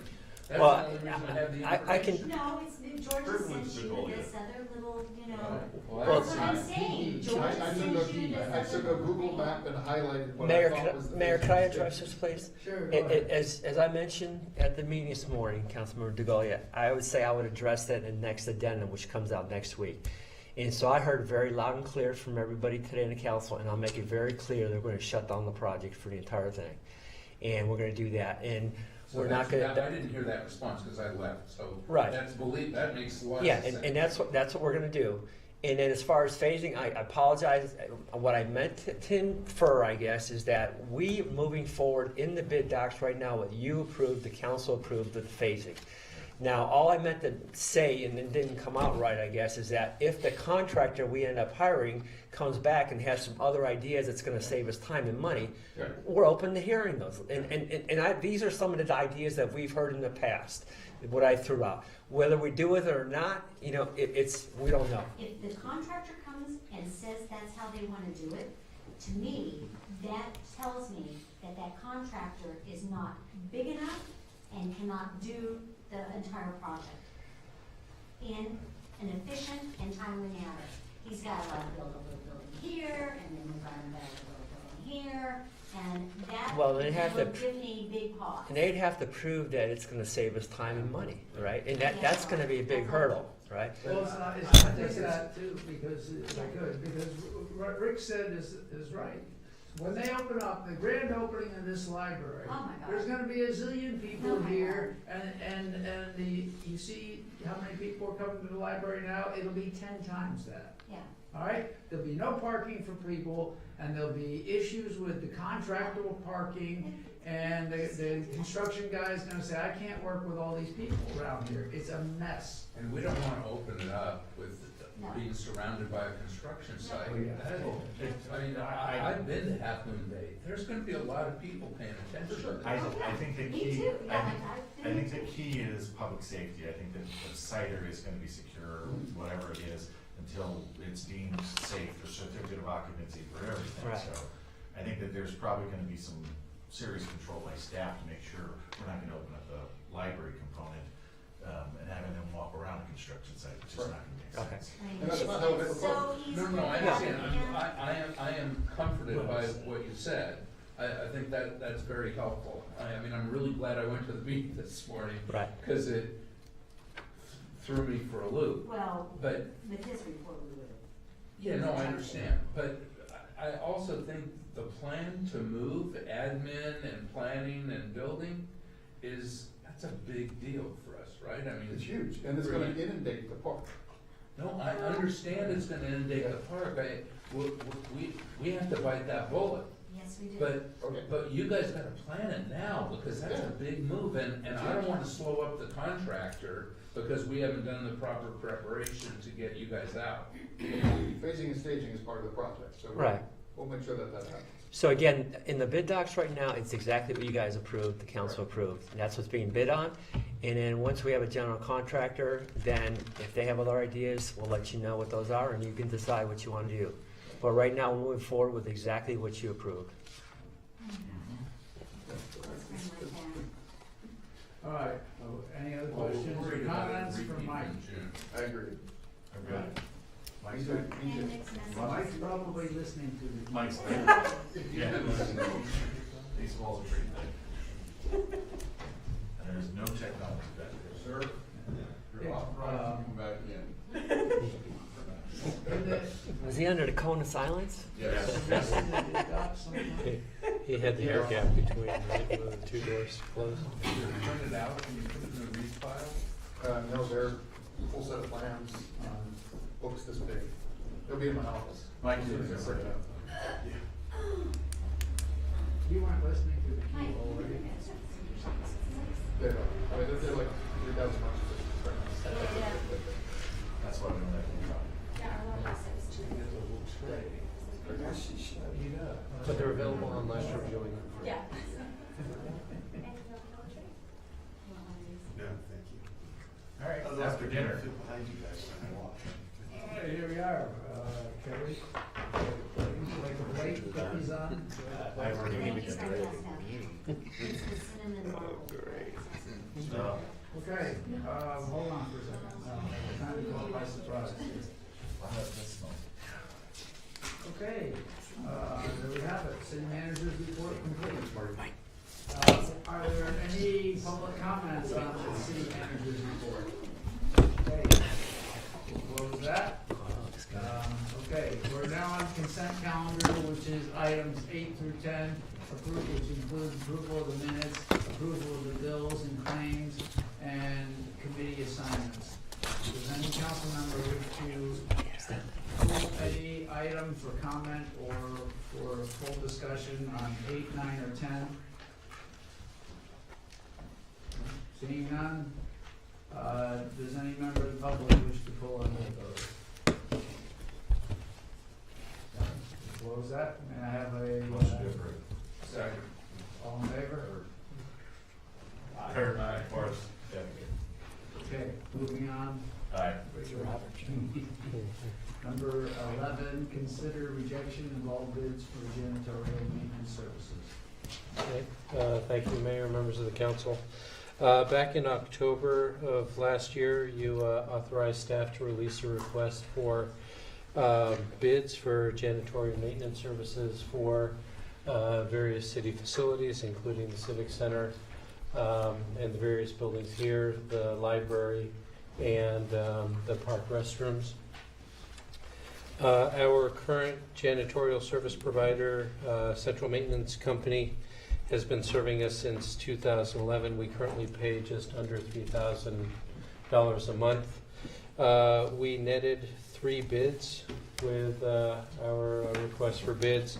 The lowest bidder, Central Maintenance, was at a cost almost 30% higher than their current bid price. With the fluctuation in the building setup that we will be having over the period of time during construction, we are currently recommending that you reject all bids received, and we will solicit for an alternate service month to month. Any questions for Robert? Okay. Any public comments? Any public comments, any final comments by the council? Actually, are you looking for direction, or are you looking for? Action. I'll move, we approve the rejection of all the bids and authorize the city manager to look at this on a I'll second that. All in favor? Aye. Any opposed? No, okay. 12, approval approval of a professional services agreement with Community Design and Architecture for the green infrastructure plan preparation that we discussed last month. Okay, I think that's Robert again. How about That's that? Robert again. I have another one after this too, so. So as, Mayor, as you mentioned, this item was brought forward to you for your consideration last month. You had at that time directed staff to check with Interwest Group as to their availability to conduct this work. Interwest Group responded that they don't have the expertise on staff at this point in time. They further reviewed the proposal that we got and felt that the cost was reasonable. We have some information regarding some nearby jurisdictions that have gone for similar work, and their prices were higher than the service proposal that we received.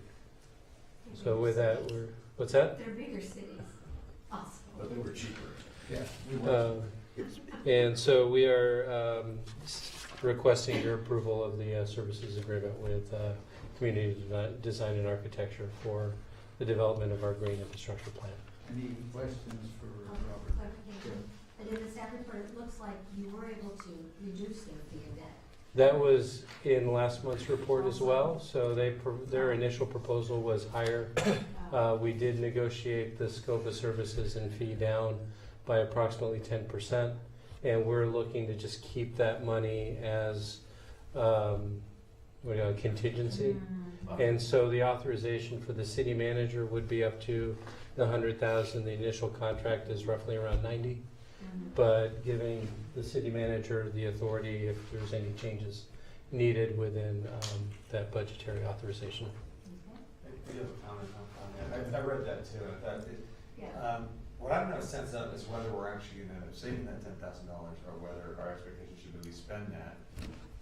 And we're sort of, this is my thing about nothing. It's great that we negotiated it down. I'd love to figure out a way to track over time or have you report back to us or something and say, we actually did save that $10,000 Sure. or that one's that right. Yeah. We'll get the final. Yeah. Well, I guess I have a question. So could we approve it without the additional contingency? Yes. But then we would have to hold that up if And then if they want to change it, then they'd have to come back to us. And then we'd have to have another meeting perhaps. Correct. Yeah, which may delay the process. Well, it may delay the completion, but we could enter into the contract as Yeah. we'd be accepting their Yeah. bid. Is that right? Yeah, I understand trying to do that, but in most contracts, there is always a little bit of a contingency, which is typically. And the authorization is for George to have that discretion on whether or not to approve any extra work. I've always wanted to take contingency out too. I know. No one else ever So wanted did to. Mr. Dobby, every time. And Well, now- sometimes we use them and sometimes we don't. And now Rick is saying, Yeah. any other questions? Just to reaffirm that this is a state mandate. Yeah, this is something we have to do, and I feel that we just need to, go and do it, and if, I have you no more wanna. questions. You have more questions? No more questions. Any other questions for Robert? Any public comments? Close public comments, bring it back for final discussion and or a motion. Motion to approve As written, as written okay, continue. with the 10% George is allowed to do. I'm okay with it. I'll second All in favor? Aye. it. Any opposed? I'll go along with it. All right. Thank you. Maybe George will hold the feet to the fire. Okay, item number 13, review and discuss and provide direction. So in this case, we're only providing direction on renewable energy systems and power purchase agreements, options for the Atherton Civic Center, and say Robert on fly. Okay, Mayor, members of the council, you've had previous discussions about the idea of power purchase agreements, including a presentation by Sven Thiessen of Peninsula Clean Energy. And through the course of the approvals on the Civic Center project have bifurcated the photovoltaics from the project in and of itself. The power purchase agreement allows for the town to pursue an alternate mechanism for procurement of the PV and installation of that. The list of benefits were previously discussed and highlighted in your report. And so you had asked us to come back with alternatives in terms of how we can move forward. Though there is discretion in the government code for direct contract negotiations with certain findings by the city council at a public meeting, we're recommending a process which includes the solicitation for the PPA through an RFP process, so that we can better assure that we're getting a good deal on, in a competitive way, for that power purchase agreement. Any questions for Robert on this? Just to confirm, that RFP process would, that's gonna be publicly bid?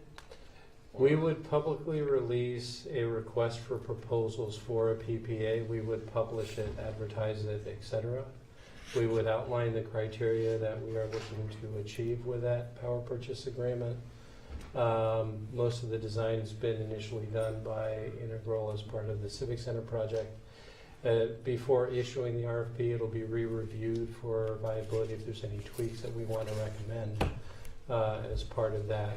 But soliciting publicly in terms of we're actively looking for a PPA partner will assure a more competitive process and hopefully some sharp pencils when it comes to that PPA. So, but is that a public bid process where we're obligated to take the lowest bidder? Or is that gonna be subject to that? It's an California RFP. Code 4217. It's an RFP. And so when we look at it, we're going to be looking for, related to terms, pricing, we can set what those criteria are. And the goal is to get the best benefit for the town in whatever that PPA looks like. So this is to find somebody to help us, to go out to find people for the PPA, or this is? No, we're trying to define the process by which we will ultimately get that PPA.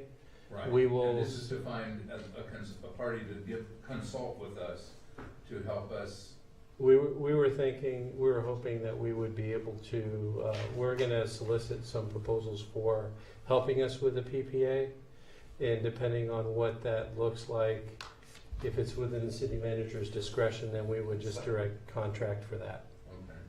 And so this would be an RFP for the actual PPA provider doing the initials here. And as an RFP, you don't have to select the lowest bidder, it's more of a. Okay, wait a minute, I just heard two different things, I think. Yes. Okay. Rick kept pressing you that this RFP is going out for people to help us find a PPA provider, but then George said, no, this RFP No. is going to be for a PPA provider. The intent is to use an RFP process to find the PPA provider. Mhm. We will need some help in terms of developing the RFP, so we will. That's another contract that's not before us. Correct. That's correct. Hopefully within my signature authority to find Oh. something That like helps. Integral or something like that to help us. So I with have that. so this RFP is for the provider. So I have a question about, yeah, it does. That's how I interpreted it, but then I kind of got confused. But are we pretty sure that our project is big enough to attract a PPA provider? It is. Is it because we've added the library component into it? Because when we were talking before, just for the Civic Center project, it wasn't big enough. It didn't provide enough, I don't know. No, the feedback that we've gotten is that the project as it stands as a whole is something that is going to attract. Okay. Gary? Mine is really a question of timing on this. Are we premature at this? I mean, on the last page of the staff report, third to last paragraph, the last line, it says, "They're continuing to investigate the field of timing of entering into a PPA." Is preparing for a PPA 2 years in advance or whatever that time frame is, are we a little premature?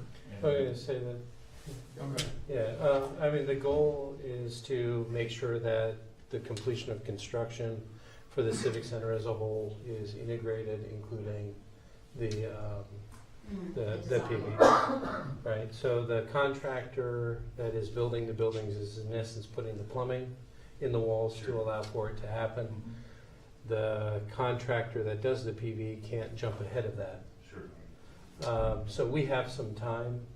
Part of that time risk, though, is over the further you push it out, the less in terms of incentives that PPA provider is going to get. But we can't jump too far ahead because they lock in their incentives based on given milestones in terms of implementation. So we have some time, and so we're going to be vetting that timeline with a consultant that's going to help us put together that RFP. Sure, go ahead. Elizabeth. Well, it looks like the tax credits and the incentives are continuing to decline. They are. We've kind of missed the real window of opportunity here. Not entirely, there is still some options, and Rick might be able to elaborate a little more on that. Yeah, that's what I was gonna address. So, what I know from looking at this process and talking to people at PCE, the tax incentives are currently 30%. And in 2020, they go down to 26%, and then they go down after 2020 very steeply. So there is some advantage to being able to get the 30% tax credit, which is only available if you meet certain milestones in this year. And those milestones don't mean that you have to have put anything in place. I believe what it requires is to contract for the equipment that you're gonna want. And the problem here, in terms of timing, your question is really a good one, is they're gonna lose, in order to capture the 30%, we'd have to have somebody under a PPA by September at the latest, because there's things they would have to do between September and the end of December to be able to get the 30% tax credit. And that's doable if we have somebody under contract by early in September. The problem is that the price of solar panels and the price of the other components of a microgrid are going down. And they're probably going down faster than 4% a year. So it's very possible that the PPA providers would not be willing to contract in this year, and they'd rather wait till next year, because then they could order the equipment at the end of next year, get a 26% tax credit, and they'd probably be deploying it in 2021 when the building's ready to take the panels and whatever the battery.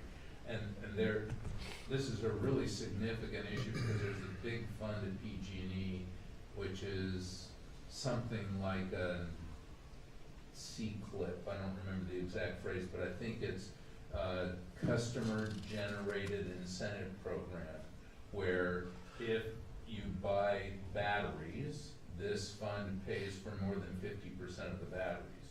So that's in addition to the 30% tax credit, which applies to all of that stuff. So there's this big incentive to be able to access both the federal 30% tax credit and this state C-CLIP or S-CLIP program. And I don't know, the PPA providers know more about it than me, but I know there's a timing issue, given the way that the pricing of these materials is going down. So Robert, I have a question on this. So I know when we were looking over all this stuff and saying in or out, you know, as late as, a year ago, microgrid was out.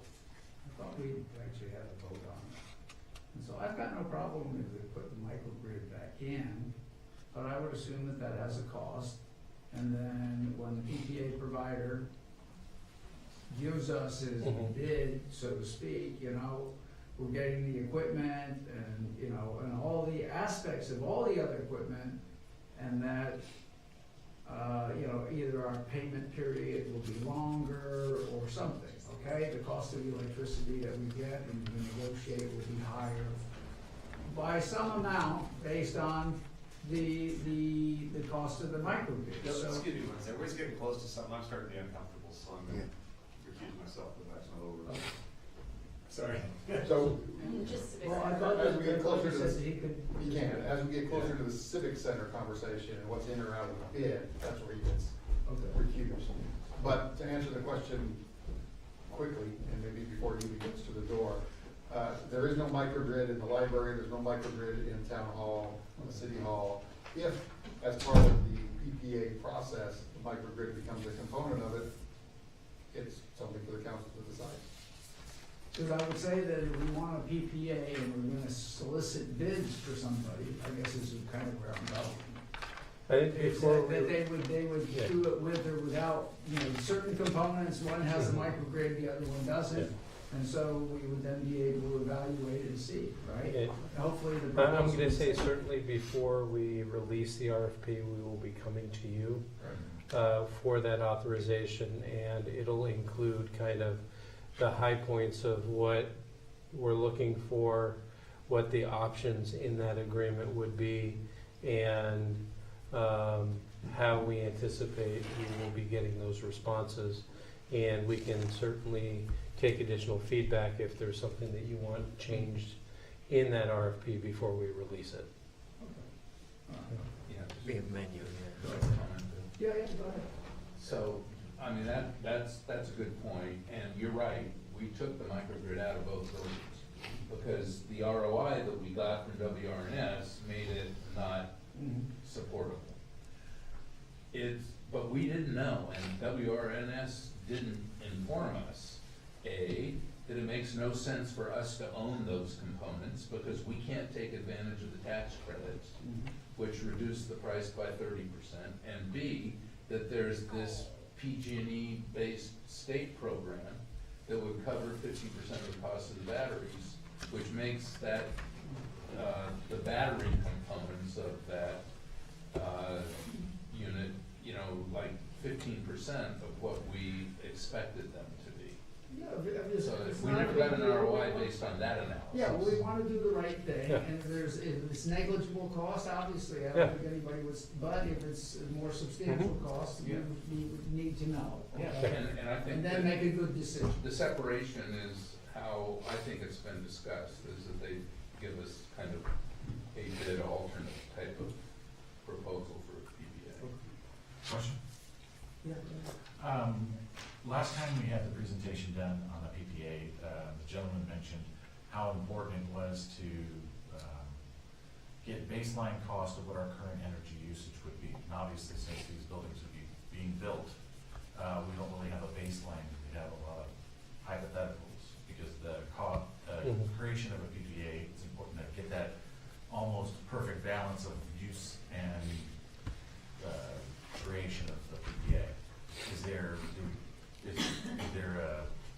any thought of this? I get the point of getting in when programs work better for potentially somebody that would want to be, you know, in the agreement with this. But are we better? I mean, a year of occupancy versus, I mean. I think balancing- the offset is going to be whether or not they're gonna get that tax incentive or not. The tax because incentives are important. If you wait a year of operation, the tax incentive drops down to 10%. So are we remotely thinking of what the calculations difference is of getting into an agreement earlier and taking the risk by giving the benefits of the. And so Potential part of tax. that is going to be picking that sweet spot of what generation we want. Before, you know, one of the buildings was designed as a net zero building. Yeah. The feedback that we've gotten from providers is that doesn't make economic sense because any overgeneration, you get very little value from the energy company, whether it's PG&E or PCE, in terms of overgeneration. So you want to generate probably around 85%, 80 to 85% of your either A, historic usage or anticipated usage. And so we have, the building is designed, the components of what the light fixtures are, and the analysis of our estimated energy consumption has been done. And so it's a matter of fine tuning that and getting that sweet spot from the PPA providers. So the tax incentives are really a huge driving force for a potential investor in a PPA. That's correct. Right, because they can take the benefit and we can't. Mhm. Okay. Any other questions? Any public comments? Where are you on the agenda? All right, last item. Number 13, Good. number 13. No. Why don't we just put a Good tag time, on the Greg. door over there and call it Mike's office? Okay, we'll close public comments. Any last comments and understanding? Do we make a motion? No, because it's just, you want a I'd like to make motion? a motion A that direction we- to staff. Just a direction. There's direction. Do you have the direction? We do prepare an RFP. Well, Bill, I didn't want to go on the last item. Oh. Public comment. Oh, Yeah, we got that. We got that. Greg, don't We worry. missed you. We missed you. I'm sorry you missed me, guys. I was out trying to get a couple votes. I got a couple raises, I'm telling you. Okay,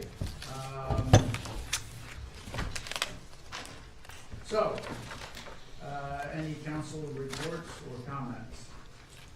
Great. Looking good. Okay. Future agenda items? Any comments, suggestions to George? Just a good question, we're gonna have a follow-up to that meeting we had with the rail committee, when is that? The rail committee meets on February 5th? February 5th, and then it'll come back to you on February 20th. And we all know that we have the meeting in the fire district next week. And we'll all be well prepared. That will be fun. Okay. Item 16. Oh, yes. Correction about the agenda. When we do the civic center update next month, can you give us a detailed report on this? Where people are gonna go, that kind of thing, the stuff we talked about tonight? The phasing and staging stuff? No, we're That's it. removing planning. Lobbies, we're the lobbies, your staff. Yeah. Just where you're moving to. Yeah, we can have that. We'll actually be awarding the bid February 20th, so we'll know. Well, what you the will have had contractor is. discussions with the contractors who will be bidding, Preliminary and discussions, yeah. you'll be, hopefully be recommending one of those contractors to us. Correct. So it's, I think that would, to update us on what conversations you've had with respect to the staff moving and the timing of all of that. Sure. I think we need detailed discussion of that. Perfect. Greg? Okay, item 16. Public comments. Is there any members of the public that wants to make a comment? Seeing none? To say we're all shocked, Greg. Two items. First one, the rail committee. George, you said something just a minute ago, and I missed what you said. So we had a joint rail committee meeting, you were there for that on the 9th. The rail committee is going to review the rail policy and provide feedback and comments to the council at their next meeting, which I think is February 5th, you said, Robert? Yeah. Right, regarding, Regarding rail policy and. And stations. Council's direction. but the emphasis is on the dealing with SB 50. No, the emphasis is on the rail policy itself and the rail station, with the caveat they might provide some feedback on housing, but that's outside the scope of the rail committee's charter. It's really the council's purview, but they'll look for comments from the rail committee. All right, well, last night there was a meeting at Menlo, and there was an article in the Almanac today indicating that the mayor of Menlo is going to want to meet with our rail committee and discuss what our thoughts are on each intersection, Great separation. grade separations. Or then- And, you know, I think the issue is, I think the mayor, well, I'm not sure, I better not quote it because I can't remember whose view or what, but some members of the council wanted to do a trench or a tunnel, and they finally decided last night that they would do a, Burn.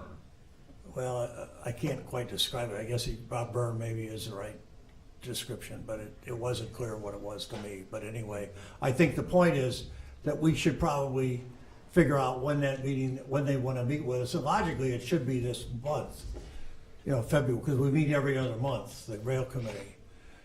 So I don't know, Mr. Mayor, whether you'd want to join us at that meeting because he's a mayor, or whether they want to meet with us at all. But I mean, the paper indicated they wanted to meet with the towns adjacent to them. So that's why I bring it up as something we should. I'm happy to attend. I know we don't really comment. I'm happy to attend, but I think that if they want to meet with the rail committee, and then the rail committee makes a recommendation to the council, and then they meet with the council, because the council was the one that needs to give the authority. All right, and I sent out something today to the chairman to circulate to the committee, however you do it, recognizing the Brown Act Well, restraints. if you send a request to the chair of the committee, I'll be meeting with him later this week to talk about potential agenda items. Yes. And I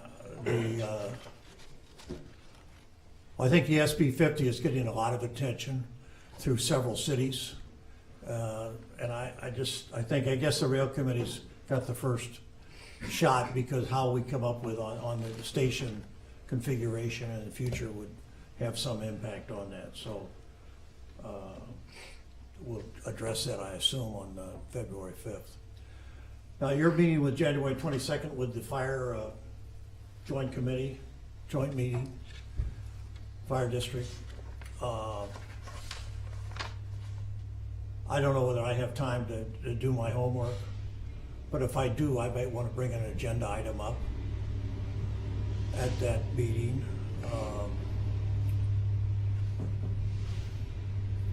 But I think I'll wait till I see whether I can do my homework before I get into the detail.